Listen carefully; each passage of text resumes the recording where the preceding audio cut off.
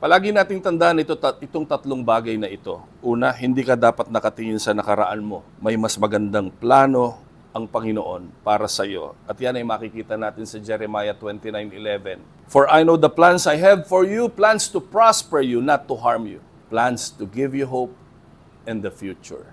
Walang taong pinagplanuhan ng Diyos ng masama. Ang plano ng Panginoon sa bawat sa atin, palaging mabuti. Pangalawa, pinatawad ka na ni Lord, kaya patawarin mo na rin ang sarili mo. Hindi ako pwede dyan kasi makasalanan ako.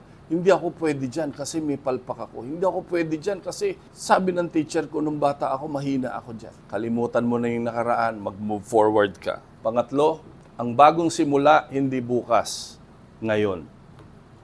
Ngayong oras na ito, hihilingin natin sa Panginoon, bigyan mo po kami ng bagong simula sa aking pamilya, sa aking trabaho, sa aking pakikipagkapwa.